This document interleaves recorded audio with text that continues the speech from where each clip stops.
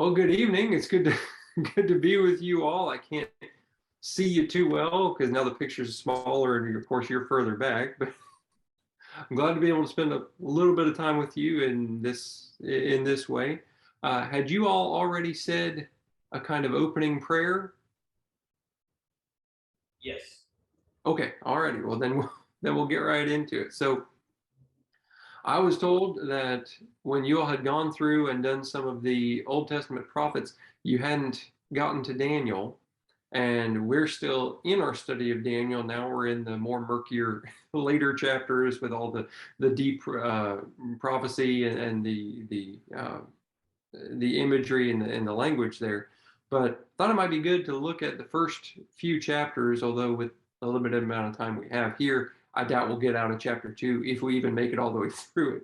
But still, we can look at the first few chapters of Daniel, and as you can see from my overhead here and then the handouts, I tend to make my outlines and that kind of thing more bare bones, and I want to get into more of the in-depth discussion just within the framework of the class. So, the book of Daniel, at least the first part of it, is one a lot of people are familiar with. You know, there's the stories that get told to children so often about the fiery furnace and the lion's den and all that, but we need to have a clear picture of the book, its place in history, what we're looking at here, and why it's so meaningful for us today, as we do with any Old Testament scripture, because we understand, you know, we're under a new covenant. We're in Christ today. Why is this still here? Why is it preserved for us? This is the inspired word of God. So there must be a meaning. There must be still lessons from it that are good for our instruction today. So we'll go ahead and get started here with Daniel chapter 1. And the first question I wanted to ask is, when, as the narrative opens up here, when were Daniel and his fellow Israelites, some of it says the royal family and the nobility, when were they taken to Babylon?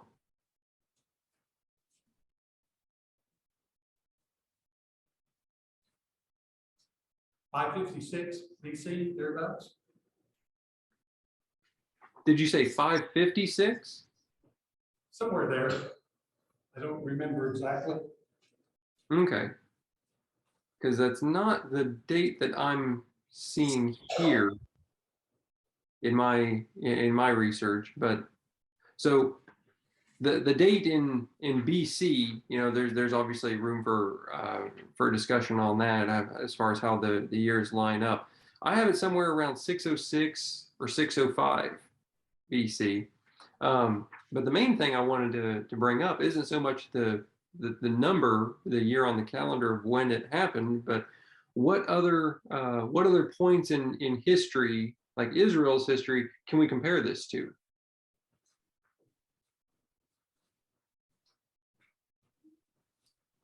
Well, the 10 tribes were carried away prior to. Right, right.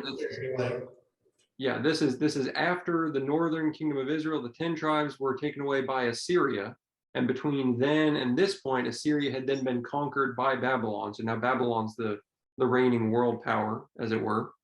All right, so the 10 tribes are already gone, so all that's left is Judah. Anything else?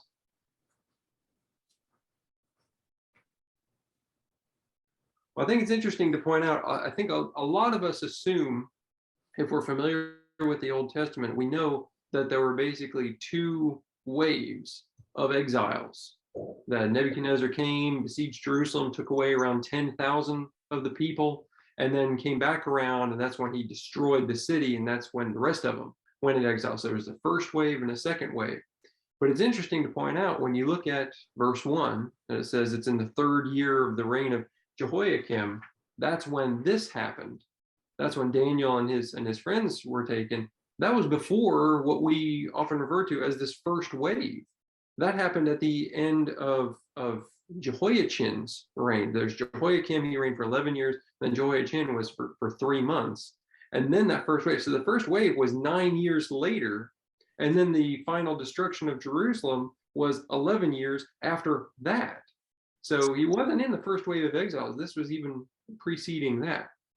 All right. Anything else on what we see here? Just the opening statement of when this took place in the third year of the reign of Jehoiakim. All righty. So of course we see there that it says the Lord in verse 2, the Lord gave Jehoiakim, king of Judah, into his hand, him being Nebuchadnezzar, with some of the vessels of the house of God. He brought them to the land of Shinar, to the house of his God, and placed the vessels in the treasury of his God. And of course, we know with this, he commanded his chief eunuch to bring some of the people. We're not told how many, but some of the people of the royal family and the nobility, youths without blemish, of good appearance, skillful in all wisdom, endowed with knowledge. Okay, so why would he take these ones?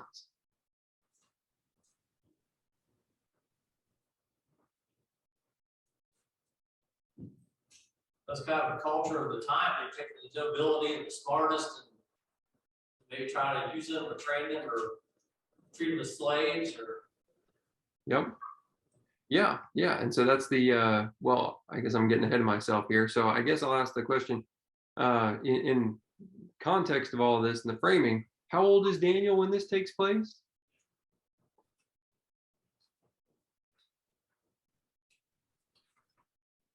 Still pretty young fella.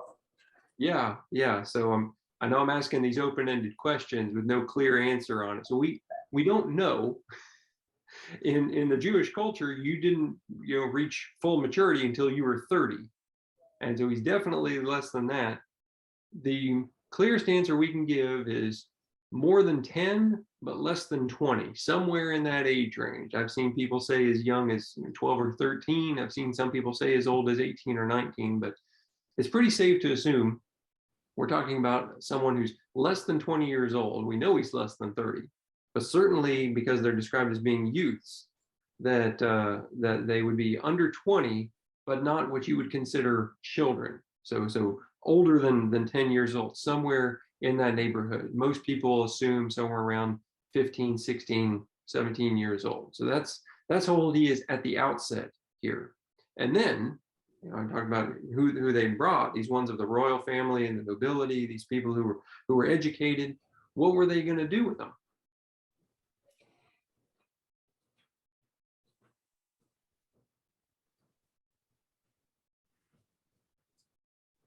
But press them into service, which is what we see happening to Daniel and obviously the other three that ended up in a different circumstance. Right.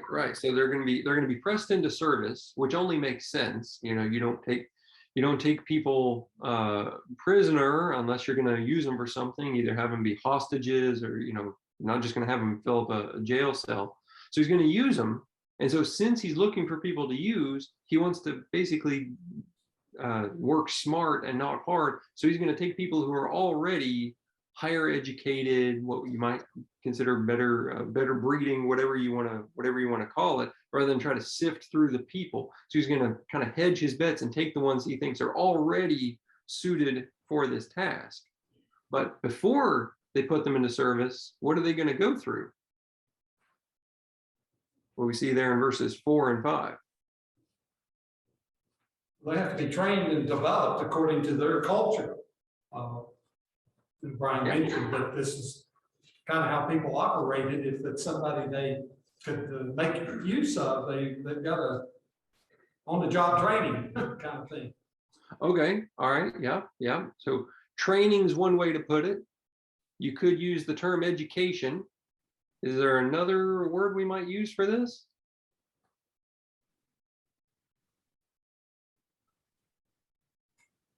Brainwash is what I would say. But I think you're not far off the mark. I mean, I don't know the standard definition of brainwash, but the term that always comes to mind for me is it's indoctrination. You're bringing them in here and you're going to teach them the literature and the language of the Chaldeans, which on its surface only makes sense. If they're going to work for you, they need to be able to communicate with you. They need to know how to speak your language and read your writing. But we know it's a lot more than just teaching them a new language. It's assimilating them into your culture. So it's getting them to think like Chaldeans. So they're being educated, but they're being indoctrinated. to be brought into this culture is what we see here. So that's why they're going through this, and it's so they can be put in this position as someone who's useful more than just for manual labor, so they can be, holding some kind of official position to be advisors. All right, so this is the introduction to the book. It introduces us to the situation. They're there in Babylon, why they're there, what's happening to them. And of course, it says among these, there in verse 6, were Daniel, Hananiah, Mishael, and Azariah of the tribe of Judah. And of course, to show us that it's indoctrination, there in verse 7, the chief of the eunuchs gave them names. He gave them names. Daniel he called Belteshazzar, Hananiah he called Shadrach, Mishael he called Meshach, and Azariah he called Abednego. And I don't know how much study you all have done on this, how long it's been since you've gone through it, but one thing we can see is these new names that they're given are clearly reflective of the Babylonian culture. Each one of them references one of the different gods and goddesses that they had there in Babylon that they worship. So you're brought to this new place, you're being taught all these new things, and you're given new names. So yeah, they're really trying to, brainwash, just completely turn these youths around. All right, anything else through verse 7? Okay, because I wanted to get through that because all that does is set us up for the main thing that we see happening here in chapter 1. What do we see Daniel doing there in verse 8? Says he purposed in his heart that he wouldn't defile himself with the food or the wine. Yeah, go ahead. And so therefore he requested that the prince of the eunuchs might not have him defile himself. Okay, yeah, he purposed in his heart. The English Standard says, but Daniel resolved that he would not defile himself. To me, that's a word that needs to be just highlighted, underlined, because we see it throughout the rest of the book, the rest of the narrative. Daniel resolved that he would not defile himself. He made up his mind. He purposed in his heart. This wasn't something he just did on a whim. This wasn't something that he had to spend a whole lot of sleepless nights tossing and turning over. It doesn't seem like, at any rate. So he purposed in his heart that he was going to do this. So that's what he did in one sense, but this question has more than one meaning. So what did Daniel do? Well, he purposed in his heart, he resolved. But then what did Daniel do?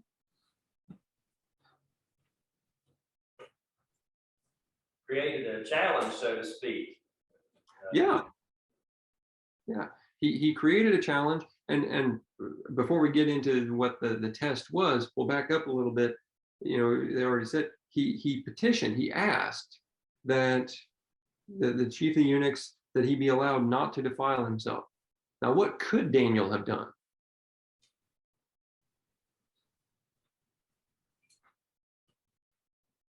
Gave in, compromised, made a deal. Yeah, he could have, number one, he could have just given in, because it seems like a great many of the others did. We see Daniel saying this, and we see Hananiah, Mishael, and Azariah also included, but the implication is the rest of the youths, and like we said, we don't know how many, few dozen, few hundred, we don't know, but they just went right along with it. So Daniel could have just not made a stand here, but he did. And then the way in which he made the stand, he could have compromised, tried to make a deal. He could have thrown a fit. He could have yelled. He could have screamed. He didn't. He calmly, respectfully asked, this is something that I don't feel right doing. If I were to do this, it would be a defilement. Can I have some kind of food and drink that won't cause me to be defiled? And the fact that he's doing this, again, being such a young man, speaks volumes. I mean, we can fast forward to chapter 6 with the lion's den, where we see kind of the same thing. He knows that the decree is made, that the law is passed. And what does he do? He doesn't flip tables. He doesn't, rant and scream and talk about how unfair it is. He doesn't boycott. He goes and he prays like he did before. But when you get to that, that's Daniel as an old man. We might expect him to be more even-tempered and level-headed. Here, he's a young man, far away from home. where you would think, well, no one would know the difference, but he still shows his character that he asks. He's very polite. He's very civil. He's taking the matter seriously. He resolved, he purposed in his heart, but he still is being kind, being polite about it. And of course, that shows in the eunuch's reaction. The eunuch says in verse 10, I fear my lord the king, who assigned your food and your drink. He says, if he sees that you're malnourished, it's going to be my head on the block. Did you have something? All right, I thought I heard something there. So, like we said, getting back to the third stage of this question, what did he do? Well, first he resolved, and then he asked. Then, he sets up this challenge. He sets up this test. Test your servants, down there in verse 12. Test your servants for 10 days. Let us be given vegetables to eat and water to drink. Then let our appearance and the appearance of the youths who eat the king's food be observed by you, and deal with your servants according to what you see. So, this is what Daniel says. He comes up with this idea. He's willing to hear the chief of the eunuchs out. Now, again, what could Daniel have done at this point?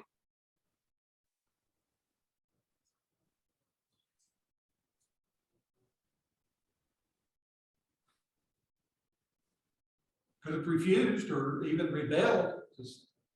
He could have refused. He could have rebelled. He could have given in. We said he could have given in at the outset, but he didn't. But he comes up with this idea, let us be tested for 10 days. What if the eunuch said no? Well, I tried. It's like those people who say, I've got this, and someone else says, no, let me. Oh, are you sure? And they don't really put up much of a fight. They give their one little thing, but as soon as they have an out, as soon as they have an off ramp, then they take it. But Daniel doesn't do that. He issues this test because the eunuch said, I fear my lord the king. Oh, well, if you won't let me, well then, okay, I understand. But he doesn't do that. He comes up with this test. He comes up with this challenge. And all of that being said, we're kind of going into speculation territory here because it's not what really happened. But if they hadn't passed the test, if the 10 days had come and then he looks at them and they don't look so good, what do you think Daniel would have done then?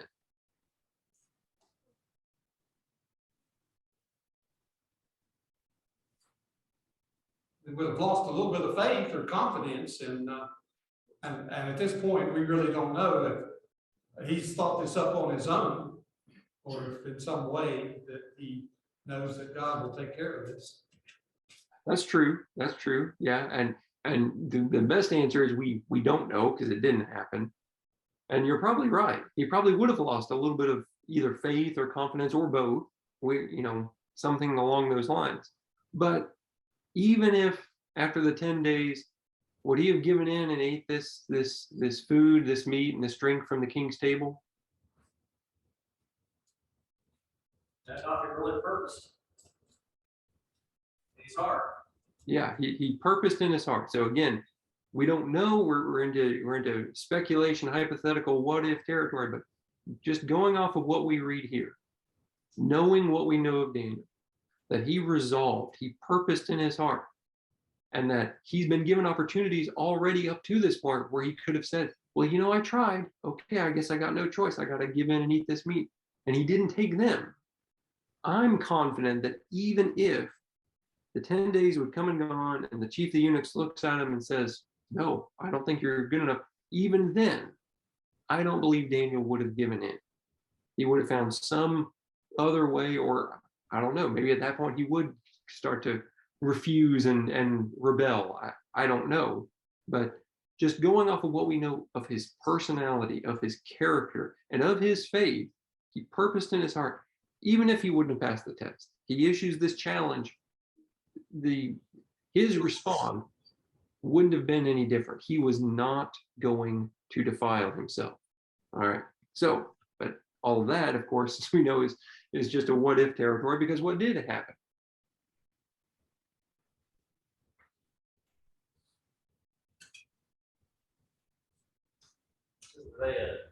They appeared better than the other servants in every way, really. Yeah. So yeah, at verse 15, at the end of 10 days, it was seen that they were better in appearance and fatter in flesh than all the youths who ate the king's food. Yeah, they're not only are they not any worse, they're even better off. And so there in verse 16, it says, the steward took away their food and wine they were to drink and gave them vegetables.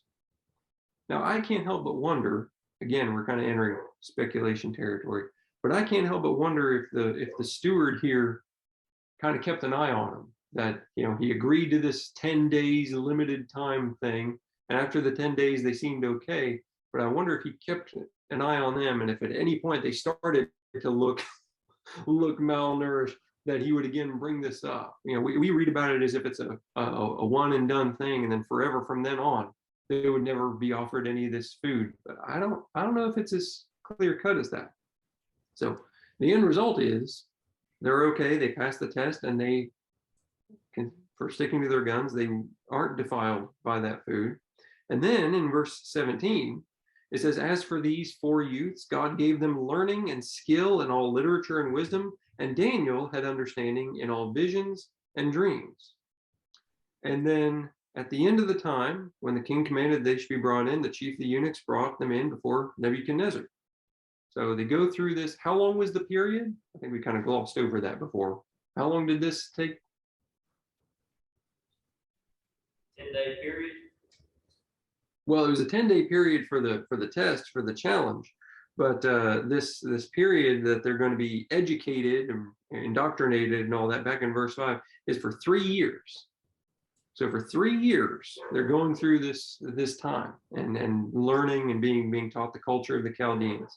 At the end of 3 years, they're brought in before Nebuchadnezzar. So it's like an in-person interview. So he gets to speak with all these ones. And verse 19 tells us, the king spoke with them, and among all of them, none was found like Daniel, Hananiah, Mishael, and Azariah. Therefore, they stood before the king. And in every matter of wisdom and understanding about which the king inquired of them, he found them 10 times better than all the magicians and enchanters that were in all his kingdom. So for 3 years, they go through this, learning the language, learning the literature, being absorbed into the culture, but maintaining their faith and their Jewish identities. And then they are above and beyond everyone else. So they're able to succeed without having to compromise their morals, without having to be defiled and engage in things that they knew, according to the law, would be wrong for them to go through. Okay. Anything else there on chapter 1? I know we're kind of going quickly through it.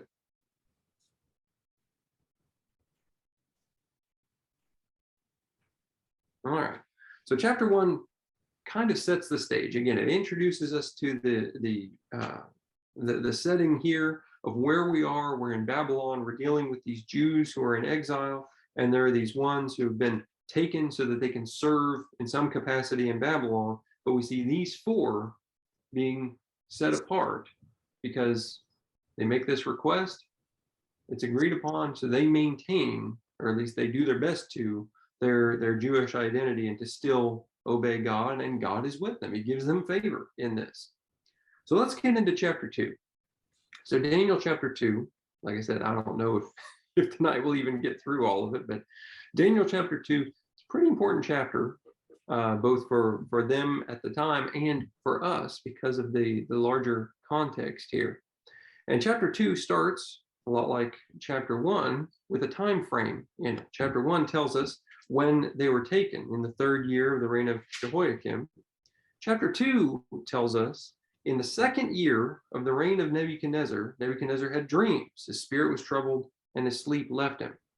But I wanted to start off by asking, what does that mean that it says the 2nd year of the reign of Nebuchadnezzar?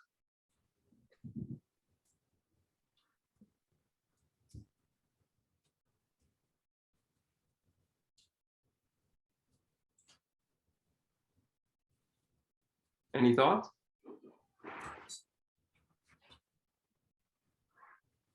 So the 2nd year that they were there as slaves, probably the 2nd year of the 3 years of being trained, probably. So there's a lot of debate on this and arguing about what it could possibly mean, because if you consider the fact that Nebuchadnezzar was already king. We're not told in this text how long he'd been king, but he'd already been king before he took them. And then they're in this 3-year education indoctrination period. You think, well, that's a contradiction. How could it possibly be the second year of his reign? And there's a few different ways that people take it. Some people say it's the second year of them being there. So this is while they're still in that education period. Some tend to go with that view. What a lot of people tend to think when we're looking at this, of how it says that it's the second year of his reign, is that it's meaning his reign as far as being a larger king over an empire. Because as we know, Babylon, it wasn't always as huge as it was. And of course, like all human kingdoms do, it started off small and then reaches its pinnacle and then eventually starts to crumble and fall. So the idea that, when I'm looking this up, the prevailing thought here is that when it says the second year of his reign is the second year since he had conquered a whole lot of countries. He'd come in, he conquered Judah. He also conquered Ammon, Egypt, Moab, 21 other nations. So it's a huge expansion of the Babylonian Empire. So that seems to be the thought here of the second reign of Nebuchadnezzar. So anyway, this is the time frame that we're given. So he has this dream. So he calls for all the magicians, enchanters, sorcerers, the Chaldeans, and they come to stand before the king. And he says, I had a dream. My spirit is troubled to know the dream. So what do the Chaldeans say?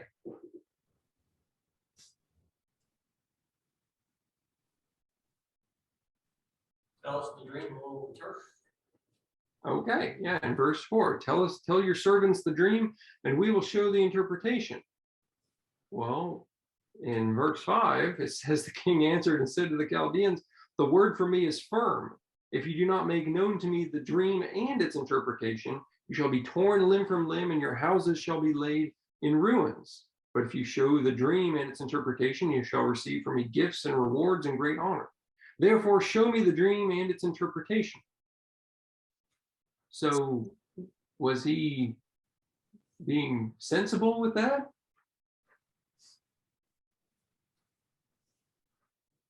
Well, his justification was that he knew that they would make it sound good. That they maybe didn't really know the answer, but they would maybe please him in their response or their interpretation. Right. So to us, it might sound kind of harsh, but it makes sense, at least somewhat, if you're following through with his logic. And this is what we see there in verse 7, when they say, well, tell your servants the dream, we'll show its interpretation. He tells them there in verse 8, I know with certainty you're trying to gain time. You're just trying to get something out of me. You'll like you said, you'll try to make it sound good. You'll just come up with something on the spot. He knows they would have a reason to lie. They would have ulterior motive here. They're looking out for their own neck. So no, it makes sense for him to insist that he's not going to tell them the dream. All right. So, but after he says, his word is firm and he's not going to budge on this, then we'll repeat this question. Then what did they say to the king?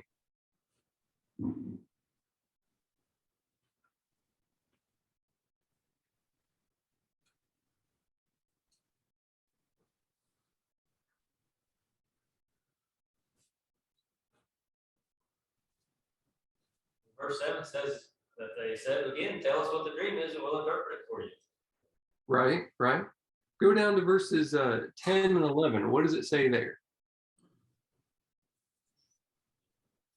Essentially say it can't be done. Only the gods we know, which don't dwell with men. Yeah. There's not a man on earth who can meet the king's demand. And they said, no great and powerful king has asked such a thing of any magician or enchanter or Chaldean. So on one hand, it sounds like they're just trying to be honest and say it's impossible, no one can do it. But for them to say no great and powerful thing has asked such a thing, it almost makes it sound like they're telling him he's being unfair because he's asking the impossible, that he's putting him in this bad position. I don't think it's a smart thing to say to a man like Nebuchadnezzar, but that's what they say. So after he makes it clear he's not going to tell them the dream, that they need to tell him, they say, no one can do it. Well, what's his response then when you get to verses 12 and 13? So Jared, that was a 5-minute bell. Oh, that's the 5-minute bell? Okay. All righty. So what's Nebuchadnezzar's response in verses 12 and 13? He gets astrologers. I'm sorry, say it again. He gets astrologers and people who try to break the dream. Well, it says there in verse 12, he wants all these wise men, all these astrologers to be killed. He's furious. Now we look at that and we think that's an overreaction. That doesn't make any sense. But you consider the culture and the time, their job is to be his magicians and his wise men. If they can't do the job that he wants them to do, then they're useless to him. So again, what we think he's being, outrageous and he's being harsh, but if you can't do this for me, if you're not there for me when I need you, that he can't sleep because the dreams troubles him so much, then they're not of much good. So what we see in verses 14 through 16 is that Daniel hears about this, and that Daniel says that he wants a time to approach the king, that he can show him the interpretation. But then what do we see in verses 17 and 18? What does Daniel do before he goes to Nebuchadnezzar? He made it known to his companions and then desired the mercies of God to help him with the secret, with the dream. Right. Now he's already asked to see the king, so the ball's already rolling. That's already going.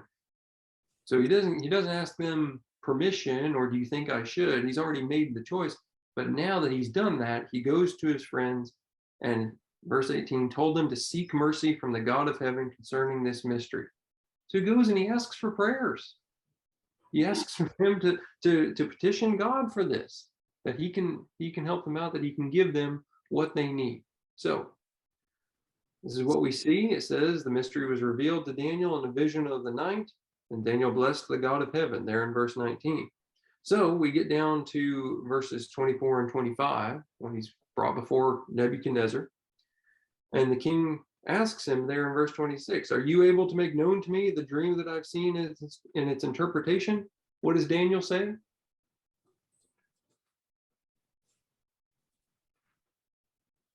There's a God in heaven that reveals secrets, and he has revealed it to him. Yeah. He basically says there in verse 27 the same thing the Chaldeans had said before. Well, no wise man can show the king the mystery, but there is a God in heaven, and he's the one. So he gives God the credit. So get into the main point here. So what is the dream that he saw?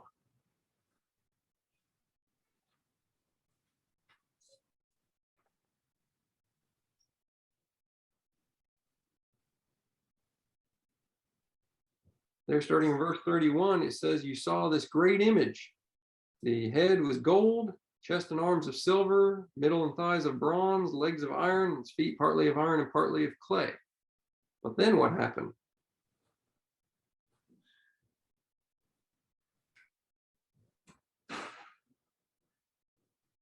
It goes on to explain what those 4 parts of that image represented. Yep. Each of these 4, the interpretation is their kingdoms. It says, you, Nebuchadnezzar, you're the head of gold, and then there's another kingdom after you, another one after it. But then there's this stone cut out by no human hand. It strikes the image and breaks all these things into pieces. So the idea is there's all these kingdoms of man, but then in the days, verse 44, in the days of those kings, meaning that 4th kingdom, the God of heaven will set up a kingdom that shall never be destroyed, nor shall the kingdom be left to another people. It shall break in pieces all these kingdoms and bring them to an end, and it shall stand forever. So this is the dream, this is the interpretation. And why is this so important for us? What are we talking about here? Talk about Christ's kingdom. Right, we're talking about Christ's kingdom. We're talking about the church. It gives us a clear time frame. If Nebuchadnezzar is the head of gold, that's Babylon. The next kingdom would be the Medes and Persians, and then after them would be the Greeks, and then after them would be the Romans. So it's sometime then during the Roman Empire in which the God of heaven would set up this kingdom, and that kingdom would never be destroyed. So it's going to be different from any kingdom of man. There's going to be no end to it, and it will bring to an end all of those kingdoms. So this is the dream that he had. And this is why Daniel chapter 2 is so important for us. Because even though, yes, we're dealing with this time, the Old Testament under the law of Moses, and they're in exile, but we're talking about God's kingdom that he's going to establish. When Christ would come, this is what's going to take place. So we can be sure of it. So it's a very important passage for us to know and for us to understand and have a clear understanding and be able to explain it to others. We may look at it and say it's fairly straightforward, but we need to be able to go through it piece by piece and show what we're talking about here, how this is the kingdom, how this is the church. Okay. Well, are we about out of time then? But just a minute or two, perhaps. Just a minute or two? Okay. All right. A little bit of a late start, but if you wanted to make any comments, go ahead. All righty. Well, I think we'll go ahead and stop there since we don't have time for any more. I'm kind of I'm amazed we got through all of chapters 1 and 2, frankly. But it's a good study. It's one, like I said, we usually think of Daniel, we think of kids classes, we think of very simplistic things, but we have to understand it's God's inspired word. It's still here, preserved for us for a reason. There's a lot we can get out of it. And it has to be real to us. These aren't just characters from a story. They're living, breathing people just like we are today. And like I said, one of the main points is there in chapter 1. Daniel resolved. He purposed in his heart. There was no doubt, no ifs, ands, or buts to it. He knew what he was going to do, what he wasn't going to do. And that's the same kind of faith and resolve that we ought to have today. All right. Any other thoughts, comments, questions before we have to bring this to an end?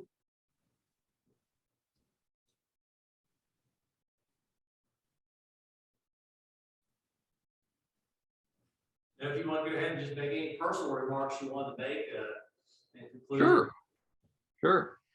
Well, I'm definitely looking forward to getting to know you all a little bit better and speaking more with the elders there. I'm excited about the possibility of evangelism there with the city of Beckley and the college campus. There's a whole lot of good that could be done. We're definitely, you've probably heard, one of our main motivations for looking to relocate is get closer to family. So that's for sure. And the other thing is, wherever we end up, we want to be somewhere where we can place roots and raise our kids. So we're excited for that. And if anyone wants to give me a call, email me, get to know me a little bit better, I would love the opportunity. So hoping to move forward with this. Things go well. Desire your feedback. Let me know. But that's about all I can think about right now. Brother Jarred, do you use the English Standard Version in your teaching? Most of the time, yes. I don't. I'm fairly open-ended on that. Outside of, It's not an issue. I just noticed that a couple of your lessons, the reading matched the language, ESV.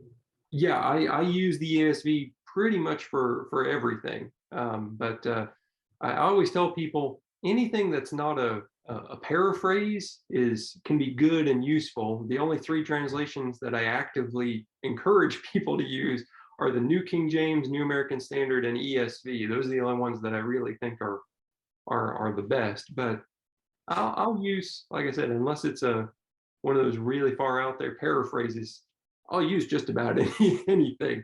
But that's my preference for sure.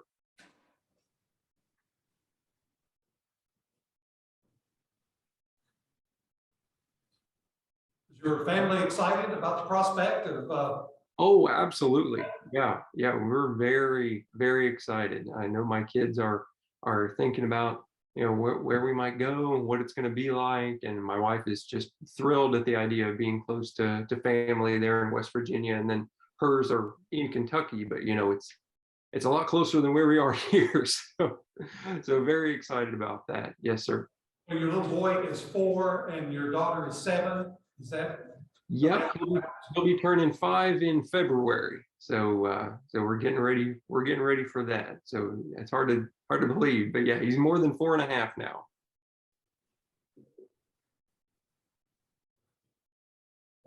Yeah, all excited for the holidays and getting things ready for that too.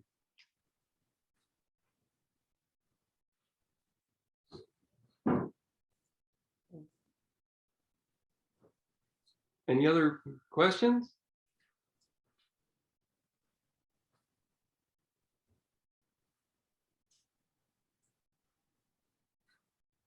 I'm glad we were able to make this work. I know sometimes Zoom, I've gotten pretty well acquainted with it over the last year and a half and everything with COVID, but still sometimes technology doesn't work the way you want it to. But I think things seem to go off without a hitch, so I'm thankful for that. Well, I think it went well. We have someone that's a little more experienced than most of us, but we were able to hear you. We probably Okay, good. enlarged you a little bit at this point, but if you have anything you want to ask about the community, or of course, now you're from Parkersburg? Yes, yeah, born and raised in Parkersburg.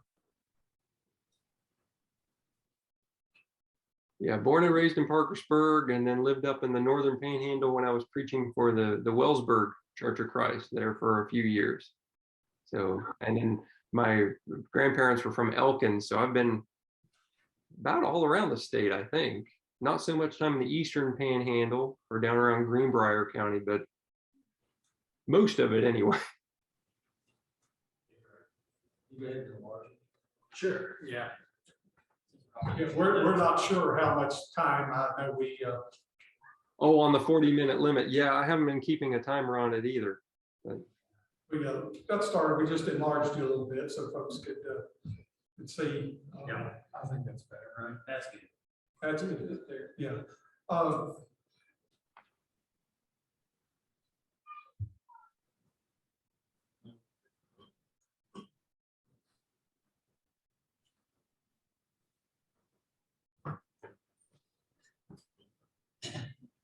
yeah, one thing that we're hoping for is to be somewhere where we can have the kids in school. We've done homeschooling. We did it last year and doing it again this year, and it's going okay, but it's not really our cup of tea. And so if we can have somewhere where we feel comfortable with the school systems, not like out here, we'd be that much happier about that. And like I said, wanting to be somewhere where we can put down roots and have the kids be in school and be able to be there and stay there and grow up and be around friends, have the kind of the experience that I had and that Jessica had, my wife. That's what we're looking for, and we're excited about the possibility of being there with you all. We think it would be good.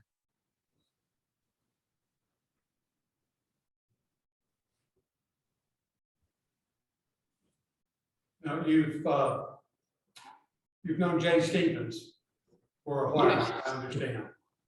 Yes, boy, when did he and Tracy first come to Marietta Reno? It was right around the time when Peyton was born. For their first, and he's 18 now, 19. So you were at Reno for a while, or you were just members there? That's more or less where I grew up church-wise. We lived in Parkersburg, and we attended Winding Road until I was about 5 or 6, and then moved our membership up to Marietta. And then I was there until I went off to college, basically.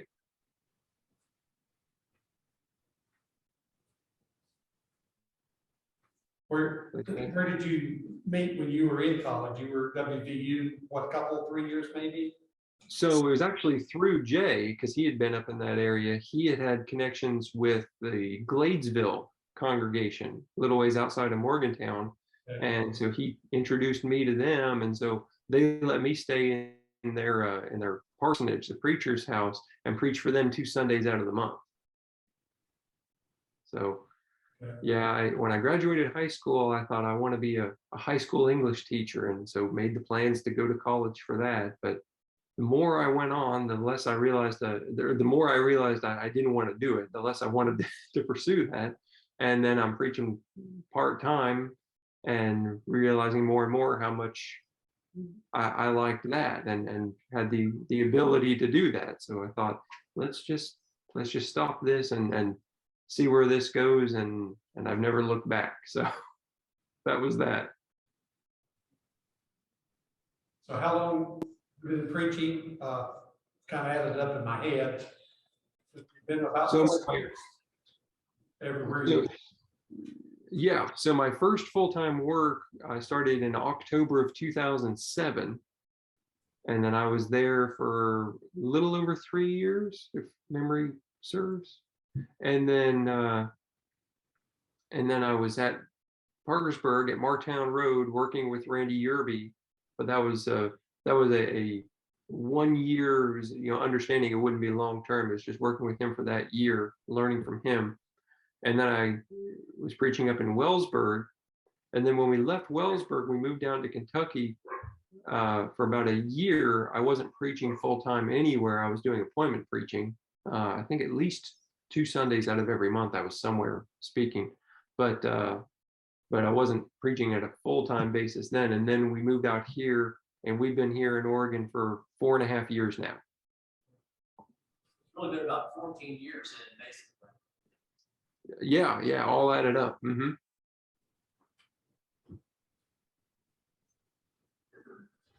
Yeah, I got started pretty young, but learned a lot since then, I'd like to think. I know being there at Martown did me a whole lot of good. When they first approached me about it, I wasn't sure. I thought kind of preaching mentor-mentee thing. They were looking for some guy who's looking to get started in preaching, and I'd already had a couple of years under my belt. I didn't think I was who they were looking for, but it did me a world of good working with Randy and having that one-on-one experience with him. I'm much better off from being there at Martown. Plus, it's a wonderful congregation, a good group of the Lord's people. Well, we'll go ahead and wrap it up. It's we at the point we go ahead and finish up our Wednesday evening service. Okay, all righty. You got a few hours to get ready, so. Yeah, that too. All right. Well, I appreciate the opportunity. I'm glad we were able to take advantage of the time difference here and I get to be with you all and still have our midweek here in a little bit. But thank you all. I'm glad to have this time to be with you a little bit more. You can see kind of what my teaching style is like. I definitely prefer teaching to preaching. The interaction and the discussion is something that you don't get so much with a with a standard sermon. So, well, I look forward to hearing from you all. And like I said, if you have any questions for me, you want to get to know me a little bit better, don't hesitate. Give me a call, email, whatever you need. I'm looking forward to it. Well, thank you for your time, and we'll be in touch and try to make arrangements going forward that you can come and be with us personally. I would love that. I'd love that. All right. Well, you all have a good rest of your evening. Thank you, you too. Thank you. Take care. Bye-bye.